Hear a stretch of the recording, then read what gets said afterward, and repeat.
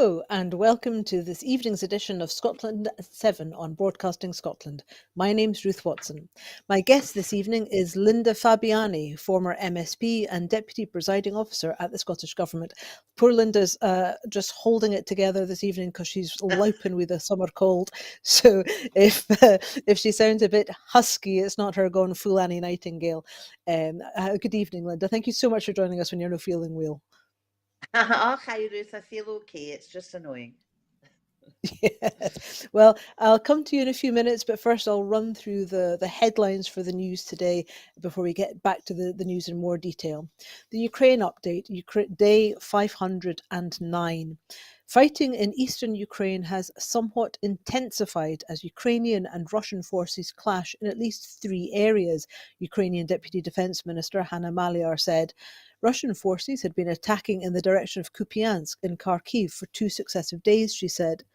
Maliar also said the two armies were pummeling one another around the ruined city of Bakhmut, but that Ukrainian forces were gradually moving forward along its southern flank. The Russian President, Vladimir Putin, said the Ukrainian counteroffensive had been a failure in an interview broadcast on television. Putin also said Russia had sufficient stockpiles of cluster bombs and that Moscow reserved the right to use them if such munitions were used against Russian forces in Ukraine. He claimed that Russia had not yet used such weapons, but evidence that cluster munitions were used in last year's deadly Kramatorsk railway station attack.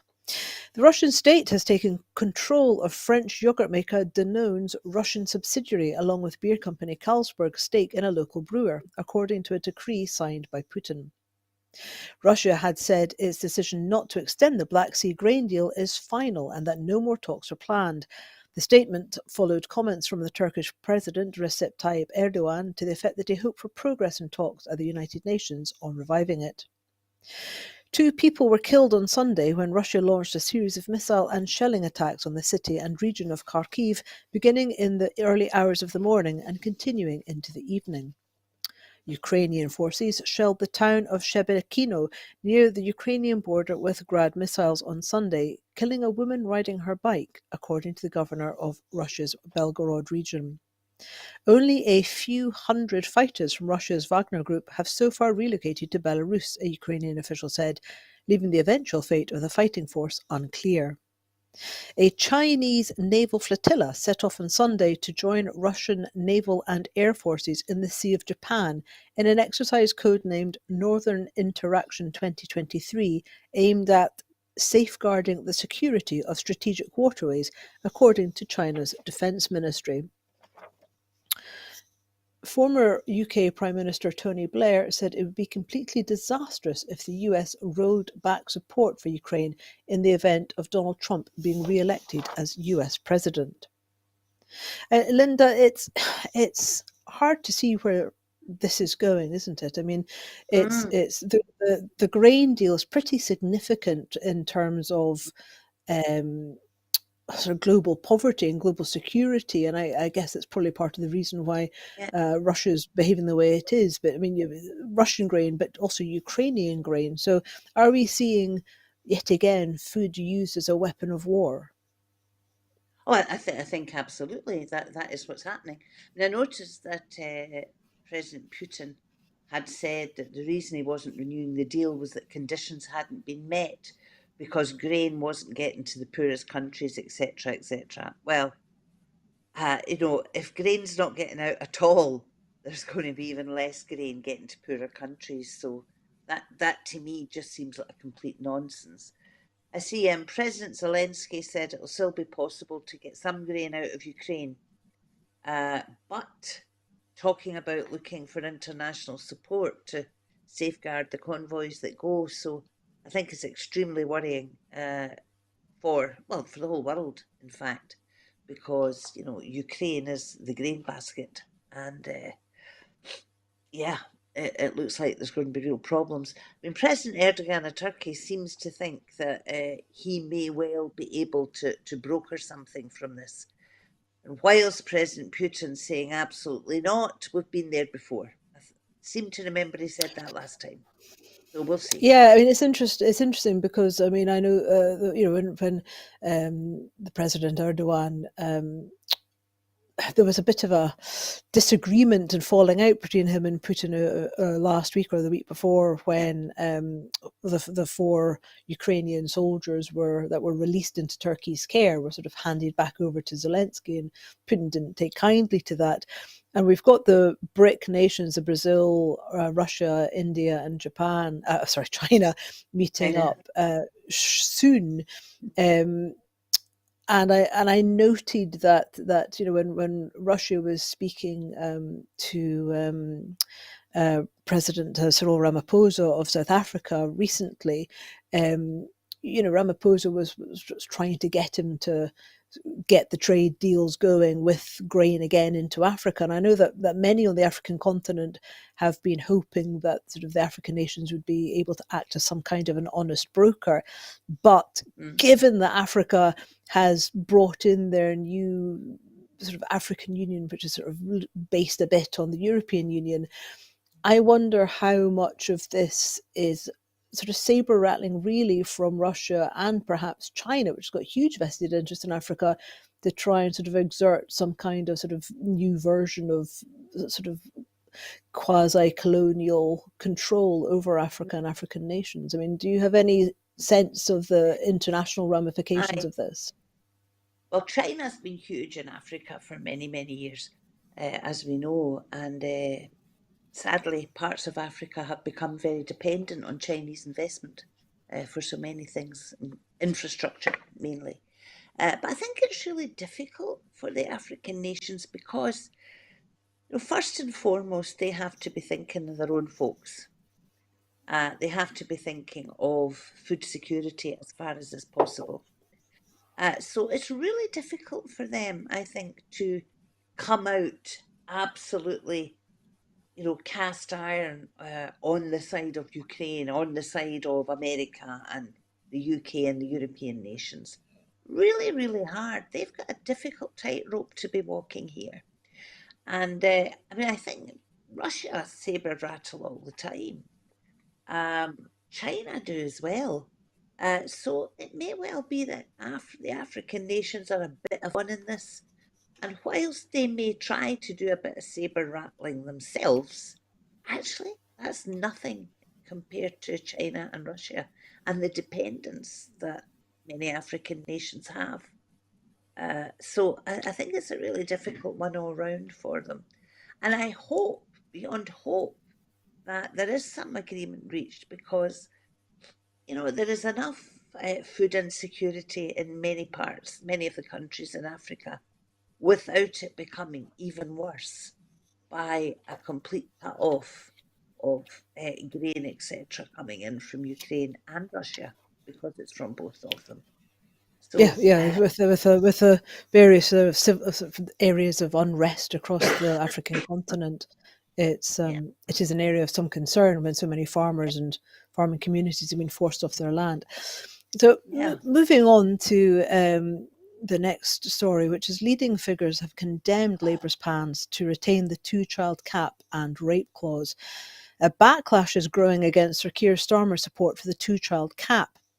When he was challenged by Laura Kuenssberg on her programme as to whether a UK Labour Party government would scrap the two-child policy, Starmer stated, "We're not changing that policy."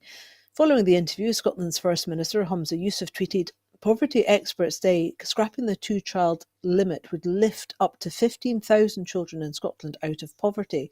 Why on earth is Starmer committed to keeping this cruel Tory policy? Only the SNP offer real change and the chance to escape Westminster control with independence." Labour MSP Monica Lennon tweeted, "This is the wrong position." Labour MSP Mercedes Villalba, I can never pronounce that woman's name, I'm so sorry. The Mercedes Villalba tweeted, "Keir Starmer was elected leader of the Labour Party on a pledge to scrap the two-child limit. It's what Labour members want, it's what the public expects, and it's what the country needs. Labour must be a party of principle that puts the people first." Chris Burt, Associate Director for Scotland for the Joseph Rowntree Foundation, tweeted, "The two-child cap is a stigmatising attack on families struggling to get by. It actively causes child poverty. Who is even defending it now? Hard to believe that the politics of hungry children are fine with us loses against they've modestly upped spending. Earlier today, RMT General Secretary General Mick Lynch told Sky Sophie Ridge, "At the minute, many people can't spot the difference between Keir Starmer and the Tories." Separately, Unite's General Secretary Sharon Graham told the BBC, "I am very, very disappointed with the lack of ambition in the Labour Party leadership." SNP Social Justice spokesperson David Linden MP said, "It's shameful that Keir Starmer has admitted the pro-Brexit Labour Party will continue to impose the cruel Tory two-child cap, which has pushed so many people into poverty." People in Scotland are increasingly asking, what is the point of the Labour Party if all it does is copy failed Tory policies, impose Brexit, and make devastating cuts against Scotland's will? Unlike Starmer, the SNP is absolutely clear we oppose the two-child cap, and with the full powers of independence, we would scrap it. At the next election, voting SNP is the only way to secure independence and escape the damage of Westminster control for good. So, I mean, for those viewers who are not aware of what the two-child cap and the rape clause is, I mean, are you au fait with the policy, Linda? Is it something that you were in Parliament with, or will I give a quick brief Yeah, yeah, it précis of was. it? They just basically said there won't be any welfare benefits for those who have more than two children. You know, they will only pay the relevant grants for two children. So the third child, the fourth child, uh, no, fifth, sixth child is penalised by not getting any help. And the reason it gets called the rape clause is because it's an absolutely abhorrent thing, is that if a woman can prove that she had a child beyond the number of two, so a third child, because she was raped, then a judgment will be taken as to whether that's the case, and she may then get welfare. Absolutely awful. And I mean, I thought I had stopped being surprised at where Labour was going under Keir Starmer, you know, backtracking on university tuition fees, backtracking on climate emergency funding. But this, oh my goodness, because I remember when the two-child cap was brought in, Labour in Scotland were as opposed to it, seemingly, as the SNP were. I remember Jackie Baillie in particular standing up in Parliament and likening the two-child policy of the Tories to the one-child policy that they had in China all these years ago. I mean, she was vehemently opposed to it. And here we are with the Labour Party saying that if they win the election, they will keep the two-child cap, they will keep the rape clause. Uh, it's absolutely stunning. I think it was, who did I read today? Peter Kelly, yes, the Poverty Alliance, who said it's the worst of the welfare reforms over the last 13 years. And that anybody who says they care about child poverty could not possibly support this policy. Well, it looks like Labour in Scotland are. You know, they're saying there is no anti poverty strategy for children in Scotland as far as the Labour Party are concerned. And I would And do you say, think that this is? I mean, do you think that this is something that could end up causing something of a schism within the Labour Party? Because well, I yeah, mean, increasingly we're seeing Monica Lennon speaking out against. I mean, Monica has, if if if yeah, but if Anna Sarwar's in search of a backbone, she might be able to help him find it. But I mean, uh, well, Monica where Lennon does stood for, that leave Labour in Scotland? yeah, well, Monica Lennon stood for the leadership of the Labour Party. And she's certainly more left wing than Anna Sarwar and indeed Jackie Baillie, who I think is still the deputy in the Parliament. Um, and now we have Mercedes Villalba coming out against it as well. So it would seem to me there's a definite schism there already. And I mean, I think Scottish Labour has got to ask itself, with the honourable exception of folk like Monica and Mercedes, and there must be others, um, the Jackie Baileys, the Anna Sarwars, and some of the others have got to be asking themselves, Why was I standing up condemning the Tory party for introducing the two-child cap? Was it because I cared about child poverty? Or was it because I'm playing the political game that says we have to get into power? Because if they don't come out and speak against it, they're allying themselves with Keir Starmer. And it seems to me that all Keir Starmer cares about is being leader of the Labour Party and ending up being Prime Minister of the UK. Well, if that's why people go into politics just to play that game, they should be taking a good hard look at themselves. And I would have thought that tackling child poverty was a fundamental basis of what Labour stood for. And it would seem now that that's just been kicked into touch. Unlike in Scotland, there's the other thing, Ruth, that makes me despair at times. I have heard Labour Party members of the Scottish Parliament standing up, demanding that it was Nicola Sturgeon, now Hamza Yousaf, raise the child support payments, increase the child support payments, which Scotland has that south of the border doesn't have. So, on one hand, they're demanding that the Scottish Government um, take measures to try and make things better in Scotland with the limited resources they have, but at the same time supporting their own party in saying that they won't tackle child poverty at UK level. It's completely hypocritical.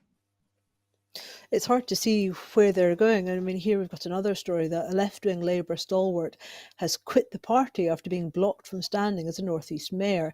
Jamie Driscoll, the left-wing regional mayor who has been blocked from being Labour's representative to contest the North East mayoral election, has announced that he is resigning from the party to try to run as an independent candidate.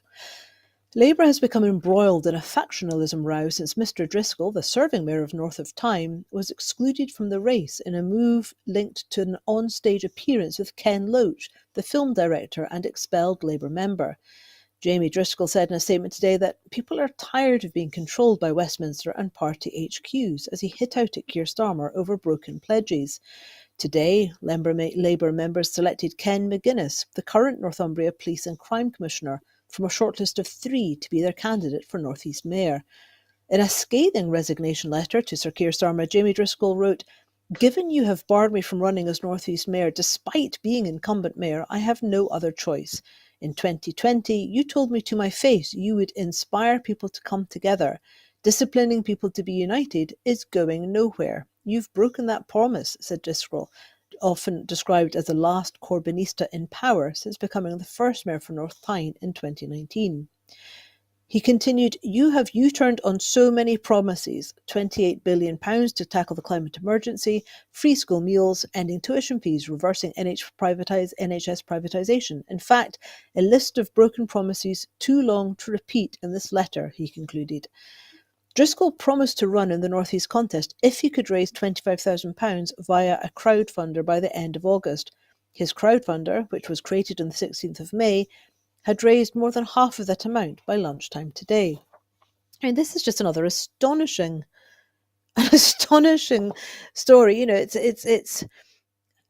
I mean, I don't think that the Labour Party that I see today is one that I would have recognised from the 1970s and 80s. I mean, it seems to me much more kind of, that we're looking at Lib Dem types, people who traditionally would have been in the Lib. And it just sort of seems that everyone's kind of shifted along to the right a bit.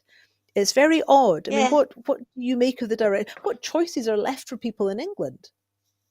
well, this is the thing. I mean, I I don't know Jamie Driscoll. I don't know anything about him, and I do know that it's sometimes difficult when it comes to selection procedures and all the rest of it. There can be many underlying reasons and backstories that people don't generally hear.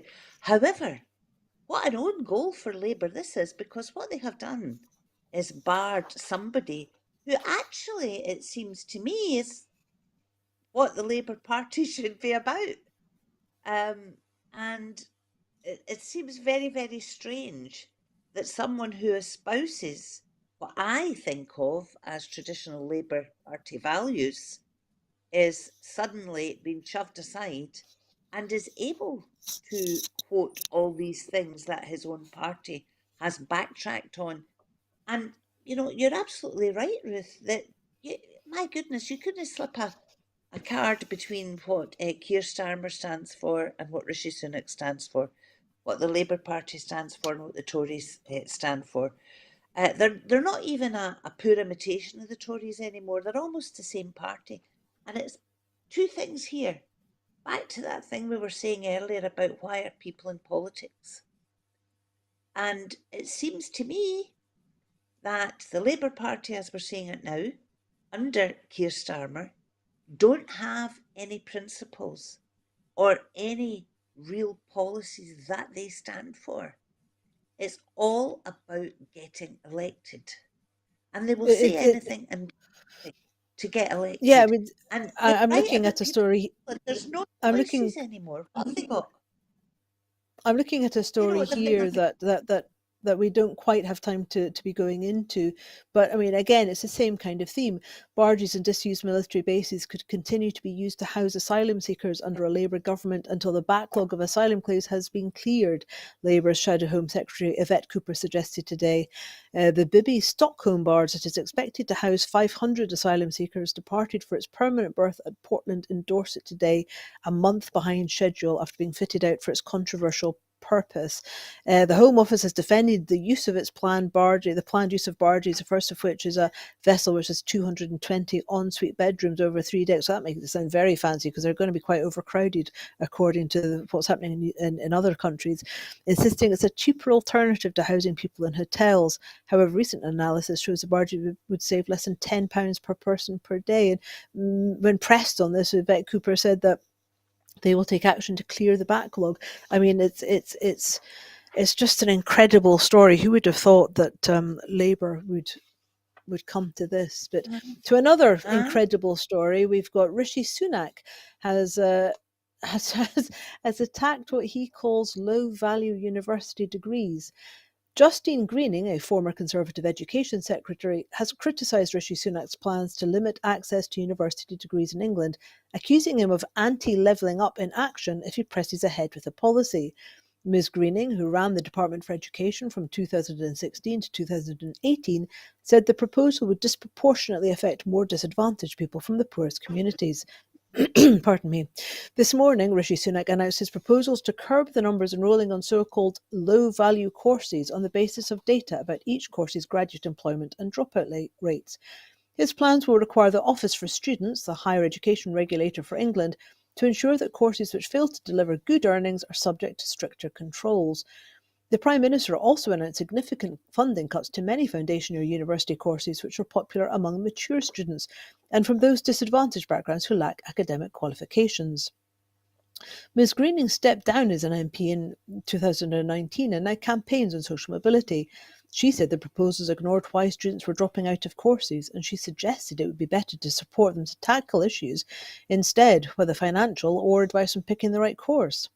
According to official statistics, 80% of students benefited financially from going to university, and the true figure could probably be higher as the UK government only focused on initial earnings outcomes when less well connected students could find it takes longer to achieve success after graduating. I mean, it's one of those things where, for many who seem to espouse such policies, their success has come at through their own hard work and nothing at all to do with the trust funds or their parents' deep connections. But I mean, it's one of these things. When I saw the list, I mean, it included some of the arts degrees, it included some of the sort of philosophy degrees, it included, I mean, the kind. Somebody I saw on social media earlier was going, "Oh, quite right, you should be getting rid of these," and this person said, "Well, does you mean you don't like reading, watching television, or accessing the internet?" I mean, it's just uh, the kind of yeah. things that actually underpin Well, so much of the talents that we have. yeah, I haven't looked at it in detail yet, Ruth. But the first thing that struck me was that it's a bit of dog whistle politicking going on here. It's yet another, let's find something that will appeal to the lowest common denominator in society, is what I'm seeing here. That might sound like a harsh thing to say, but it's in line with what they did about asylum seekers. It's in line with what they do about immigration. And, it's just appalling because all the figures show, all the statistics show that higher education benefits a society, not just the individual, but a society. And, you know, I would like to know, Ruth, you've looked at the lists. I wonder if there's any of the courses that actually happen at Oxford and Cambridge, etc. The classics. Really? The I mean, classics? the thing, yeah. I I mean, mean, the thing how is useful is there's that? so much there's so much that can be said about the benefit for having an educated nation just for the sake Yeah. of education, but it does make one Uh-huh. wonder when you look at the way in which right-wing parties seem to crack down on education, if actually what they're really after is an uneducated and compliant workforce. But moving Uh-huh. on Well, to there is that. the next the next story, the UK government looks set to break the 14 new hospitals promise. I mean, this is an astonishing story, really, in some ways.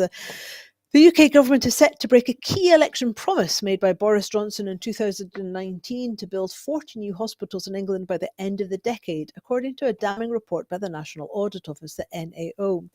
The report found that delays to projects mean the target is unlikely to be met, and as of May this year, with work on buildings in the second cohort of the scheme have yet to be started. The approach to achieving objectives at the lowest possible cost could also result in hospitals that are too small, the NAO warned, as modelling assumptions may be unrealistic about the extent to which care in future will be provided outside hospitals. The UK government failed to achieve good value for money, with the scheme having cost £1.1 billion by March this year, and progress has been slower than expected, the report concluded. Steve Barclay's English Health Department was said to have taken a maximum risk approach to the project. Analysis by the NAO found that 32 projects announced in 2020 that are being taken forward, just 11 qualify as whole new hospitals. It said 20 amounted to rebuilds of existing hospitals, erecting major new buildings at existing sites, or a major redevelopment of existing buildings. One scheme did not meet any of those criteria, according to the report. The NAO cautioned that larger hospital projects may have to take place simultaneously, making it harder to find builders and ramping up costs. The hospitals could be forced to run at a very high occupancy level, as much as 95%, which were said by the NAO to be highly undesirable and indicative of crisis. The claim will ignite concerns that the new hospitals would struggle to cope in the event of another pandemic, given England already has one of the highest rates of hospital bed occupancy among countries in the Organisation for Economic Cooperation and Development, the OECD. Underfunded capital investment projects in England affect the amount of funding available to the devolved government, which is calculated via the Barnett formula. And I saw a story about this the other day, which was saying that the health secretary in England was having to conduct virtual tours because the real hospitals just weren't there. I mean, it's very hard to see. It's very hard to see where. It's very hard to see how we end up with a society that actually functions when every time I look around, it just seems like another part of society is falling apart. I mean, do you Mm. think at some point the electorate in England are going to wake up and say, hang on a second, this is really bad and we can't blame the immigrants for it, we can't blame Europe for it, so we have to start blaming ourselves? And at what point do you think voters in Scotland are going to wake up and realise how, or those voters who have not already realised um, that about the Barnett incidentals, the Barnett consequentials of this, because you never see Mhm. this reported or explained really in any of the discussion programs. Well, that's one of the problems, isn't it? That we don't have a mainstream media that truly reports news from a Scottish prison. That doesn't look at the Scottish perspective and things, and that's why channels like Broadcasting Scotland are so important. Getting reality out there. But Scotland didn't vote for the Tories, and all of this at the moment is a result of, I have to say, England voting in complete charlatans to run their affairs. And chief charlatan was Boris Johnson, let's face it. This is just another throwaway promise that he made to make him look like a good guy that can't possibly be achieved. And I heard them saying this morning that they are still committed to this. even if some way towards it happens, it's not going to be what Boris Johnson promised. And Scotland is not going to get the Barnett consequentials, based on public expenditure, that Boris Johnson, by announcing 40 new hospitals, was promising to Scotland either. When will England wake up? Well, I feel sorry for them. Back to an earlier discussion, where's the alternative? Because they've got two main parties down there that seem content just to swap power every now and then and wait for the shot, which is what appears to happen. They have a third party in the Lib Dems, which the last time they were given a position of trust and voted in, they went into coalition with the Tories and backtracked on so much that they supposedly stood for.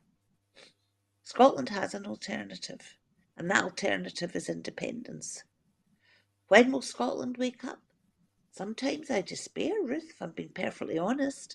We're round about the 50% of people who are saying we can do this much better on our own.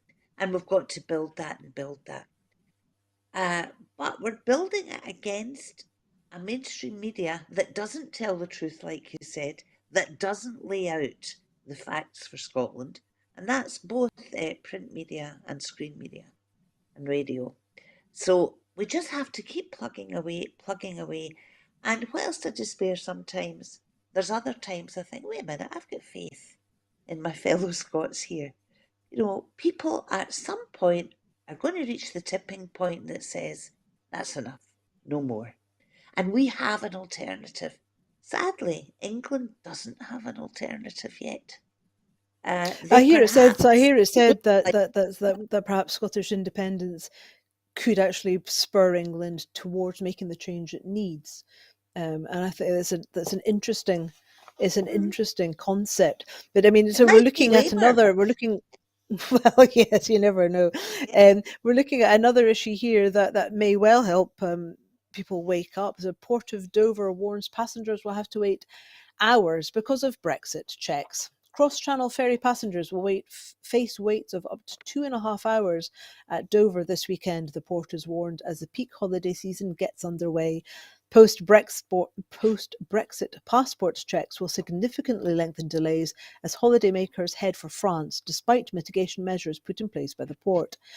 Queues are expected to build up between 6 a.m. and 1 p.m. on the first weekend after most school holidays start in England and Wales, with more than 3,000 private cars expected for 10 a.m. on Saturday, more than 5 times the number expected this Tuesday. The port has worked with coach operators to spread departures over less busy days, but car passengers planning to travel on Saturday and Sunday have been advised to arrive 3 hours before their booked departure. Passengers should expect to wait 90 minutes on other busy summer days for border processing, according to the Port of Dover Chief Executive Doug Bannister. He said the port has worked hard to ensure the best experience possible for holidaymakers, with it used primarily by freight outside holiday periods. Additional booths have been put in place for French border officials, while coaches are being diverted into another area for processing to reduce hold-ups. Border rules now mean all passengers' passports are checked individually. A new system for checks on coach passengers, which was introduced in May for the May half term, will be used again through the summer. Well, I mean, Linda, it's worth pointing out that these additional checks are entirely the fault of the Westminster government, which Mm-hmm. demanded that every passenger have to get their passport stamped. Yep. And they all have to get out of the bus now. So I mean, it's very hard to see how, with the additional checks and I mean, coming in October, further border processing required for goods and foods. I mean, people keep saying, "Oh, well, Brexit's but done," but actually, they don't seem to realise that Brexit's just really only kind of half done, and we've got more to come. I mean, what's your Yep. view on the impending chaos of it all? Well, it's not a surprise, to anybody that looked at it. And I really think it's good that you pointed out, Ruth, that a lot of this is because the UK government insisted on it. They refused to negotiate uh, with the European Union about how some of this could become easier. So it is down to the UK. And also, the other thing that people are not realising, I think it is next year that visa charges are going to come in as well. for people holidaying in a lot of European countries. So, and it's all down to the UK government. So, yeah, people say, well, that's Brexit done. Well, it's not done. There's more and more of it. No surprises what's happening here. There's still issues with the commercial vehicles and freight down and over. We're just not hearing about it as much anymore. No doubt every 6 months or so there'll be another tabloid story about how awful it is, but it's ongoing and it's now affecting holidaymakers as well. Um, I just wish that people would realise what has caused this. There's still a tendency among some to blame Europe. You know, I heard it. I was recently in Spain and we didn't have to wait too long. It was all very smooth. But we had to wait to get our passports stamped and all the rest of it. And I could hear some muttering from people round about, oh, this is ridiculous, with absolutely no recognition that it wasn't Spain imposing this on the Brits arriving on holiday. So there's a complete lack of honesty at government level, just like UK governments have been consistently dishonest about being members of the European Union, blaming everything bad on Europe and trying to say that everything good that happened, which came from Europe, was actually them. There was a huge level of dishonesty. And that's carrying on. They're not being honest about, well, they never were, about what Brexit would mean and what it continues to mean. Well, we're seeing So it with the I got beaches, aren't we? I mean, when I was a youngster, yeah, you went swimming in this. When I was a wee one, you went swimming in the sea at your peril. My folks wouldn't let us, and then we joined Europe, and suddenly we had clean beaches, and we were what yes. 10 minutes of the European Union, and suddenly England's bowels are washing around its shores. So it just shows you Oh gosh, where the what a way of honesty of putting it all it. is. Well, it's pretty disgusting. Anyway, I move on. So just we'll go Ah, quickly through this one. The lawsuit has been filed in Iowa to block Republicans' 6-week abortion ban. Abortion providers in Iowa and the USA have filed a lawsuit to block state Republicans' latest attempt to ban abortions after 6 weeks of pregnancy, before most women even know they are pregnant. Last week, Iowa legislators passed a 6-week ban on abortion in a rare special legislative session called by Governor Kim Reynolds, who signed the bill on Friday afternoon. The law takes immediate effect, further shrinking the options available to people seeking abortions in the US Midwest. The move to restrict abortion in Iowa came less than 1 month after a deadlocked Iowa State Supreme Court blocked enforcement of a near identical 6-week ban. Reproductive justice advocates across the country condemned Reynolds' decision to call a special session on abortion. Every dirty trick in the book is being used to pass these extremely unpopular abortion bans, said Kimberly Inez McGuire, Executive Director of Unite for Reproductive and Gender Equity, URGE, a progressive advocacy group that supports abortion rights. Abortion providers in Iowa said they were unsurprised that the state's GOP had used a unique legislative tool for the sole purpose of restricting reproductive freedom. Francine Thompson, executive director of the Emma Goldman Clinic, one of 2 abortion providers in Iowa and a plaintiff in the new lawsuit, said the ban's passage was expected yet appalling. The 6-week ban is confusing in part because it closely resembles a 2018 law that was blocked by an Iowa district judge years before Roe v. Wade was overturned. Earlier this year, Reynolds asked the Iowa Supreme Court to reverse the district judge's decision. The state justices split 3-3, leaving the lower court's order in place, meaning the 2018 ban remains unenforceable. The lawsuit against the new 6-week ban is expected to reach the Iowa Supreme Court, which last year ruled that the state constitution does not guarantee the right to abortion. Iowa Republicans might not care about the outcome of the legal battle, as they are primarily seeking to win political points with their core conservative voter base. And we'll pull this in with another women's story. Women Deliver 2023 conference opens with campaigners calling for the rise of women in prison to be addressed. Hundreds of women who have been imprisoned have, with human rights organisations, lawyers and activists, written an open letter calling on the Women Deliver 2023 conference, which opened in Kigali today, to address the alarming increase in the criminalisation of women and the number of children detained with their parent. The number of women and girls in prison has grown by almost 60% since 2000, nearly 3 times the increase in the male prison population of about 22%. The global female prison population increased by more than 100,000 in the 10 years up to the end of 2020. Evidence shows women's incarceration is closely linked to domestic violence, poverty, and discriminatory laws. The acclaimed Zimbabwean author Tsitsi Dangarembga and the Ugandan human rights advocate and poet Stella Nyazi are, with Amnesty International and Human Rights Watch, among nearly 250 signatories calling on the advisors of the Women Deliver Conference to ensure high-level forums on women's rights are inclusive of all women. Women Deliver, which emerged out of the sexual and reproductive health movement, has grown into one of the world's most high-profile organisations, promoting gender equality and the rights of women and girls. The letter, signed by 115 organisations from across the world, also called for action by those involved in the 6 action coalitions, launched at the Generation Equality Forum in 2021, where 5-year plans to speed up progress were launched.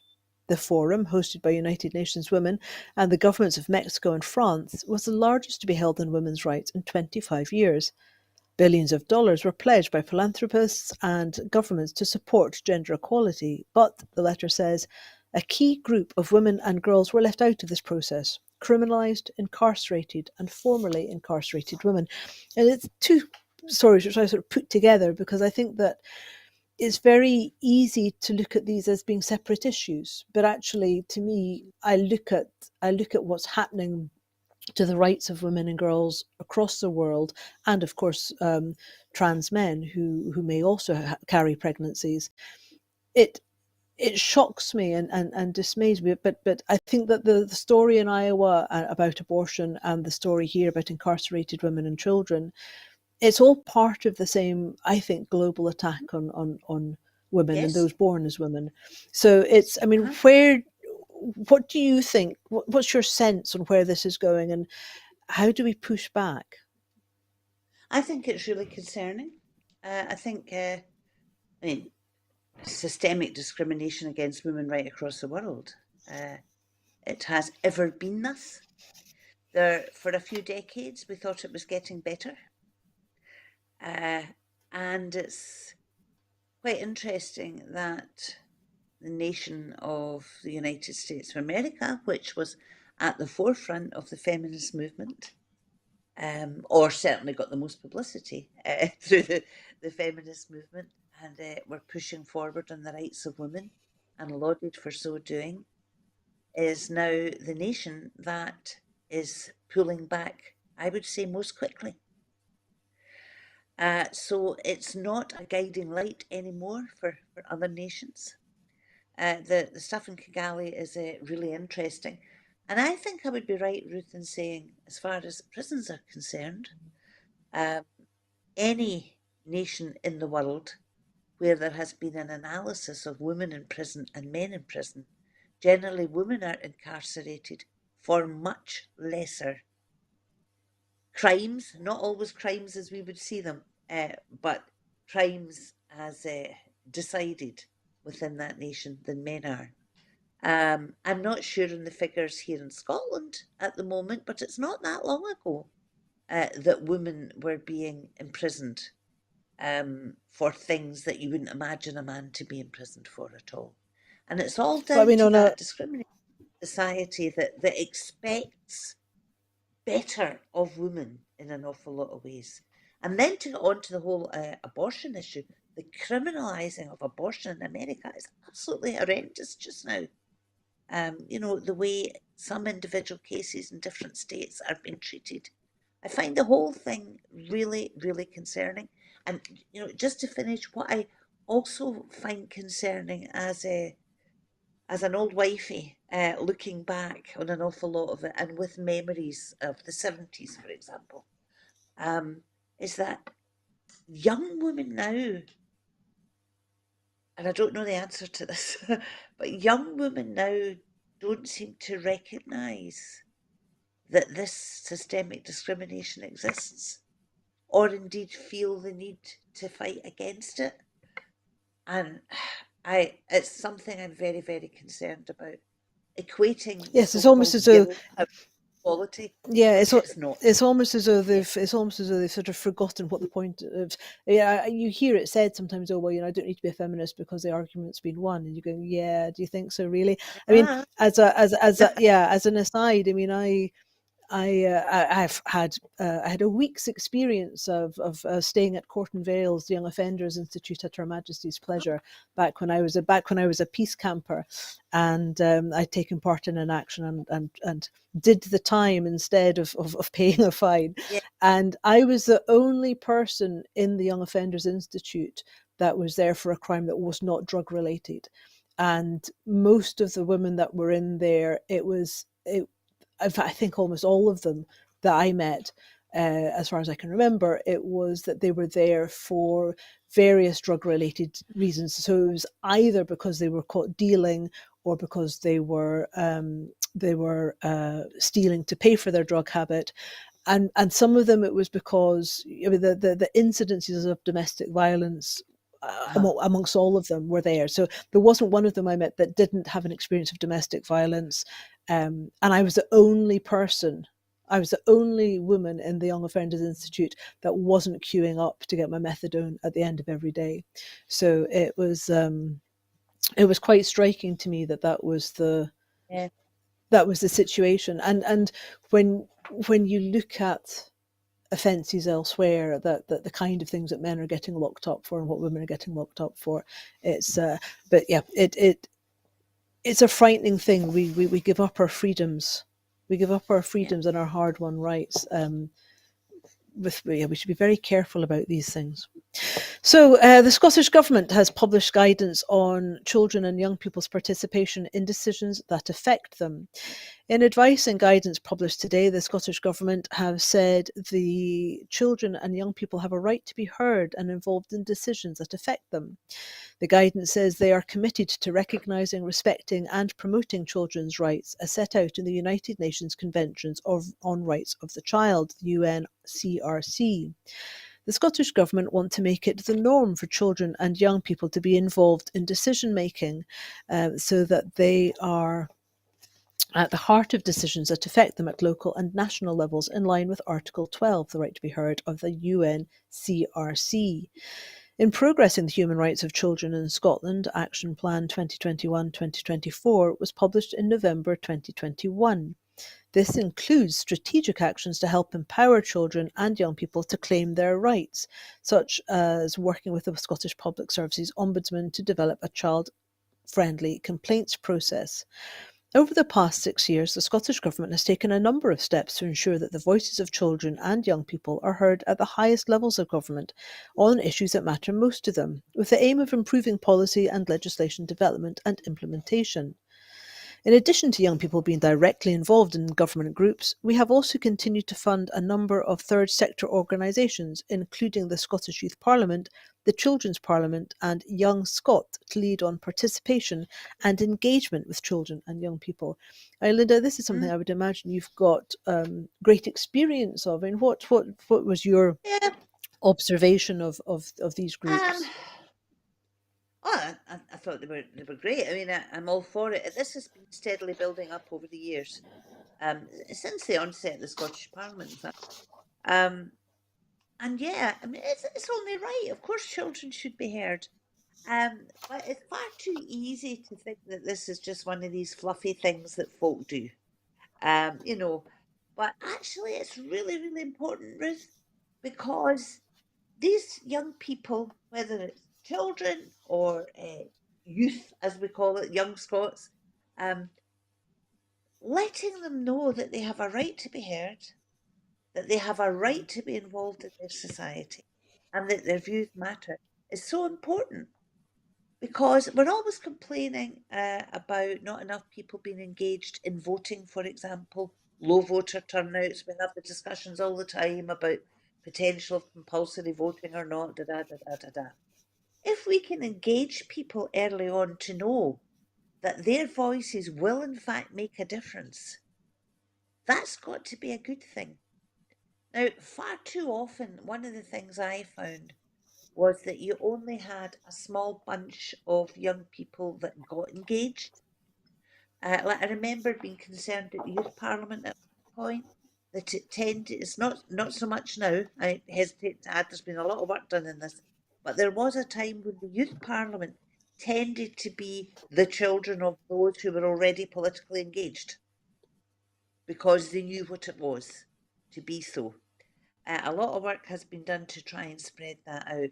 So I think there's a bigger picture here. We can talk about children's rights, we can talk about young people being involved, but there must be much more about civic society, modern studies, all these things in schools from an early age, so that absolutely every child gets to know about their rights rather than just some.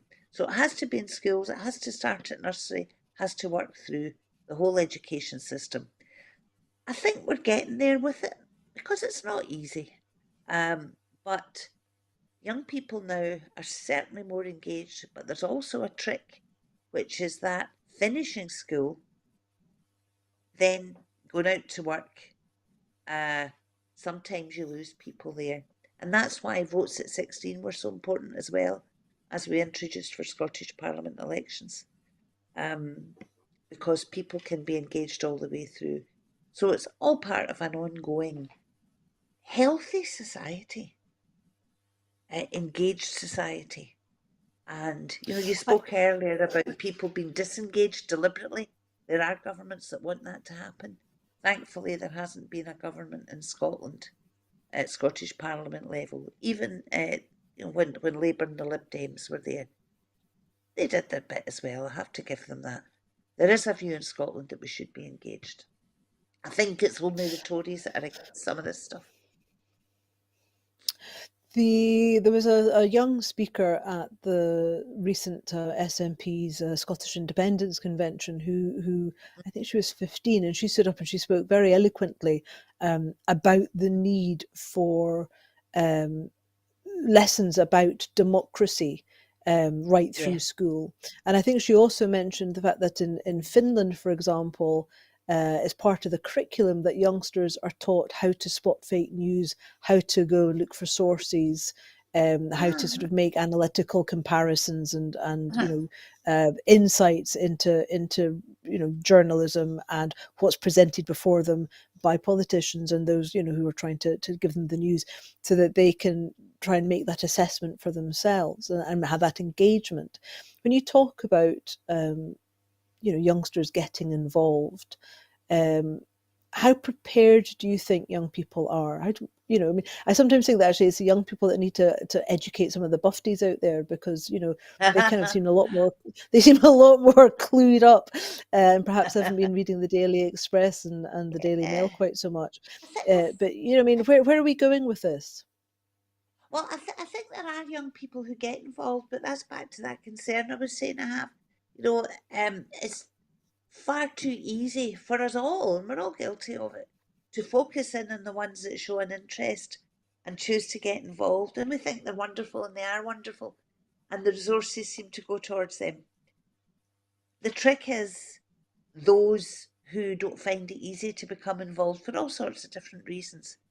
And that's where what that young woman was saying at that convention was it has to be mainstreamed in schools as part of, well, schools here choose their own curriculum largely, but I mean, they really have to be saying to young people, your voice matters. I think we're getting better at it, but another thing I would say is, as an elected member, I was sometimes, not always, but sometimes quite shocked at the lack of knowledge of some teachers about democracy in Scotland and the UK and where things fit. So there's perhaps an issue there as well about teacher training and what should be expected in teacher And so training. do you think that this new do you think that this new guidance will go any way towards addressing that? I hope. But again, governments produce guidance. The secret is in the monitoring it and really looking at the outcomes of it. We can all produce guidance and we can all say this is what you should be doing. I had issues of that when I was elected as well.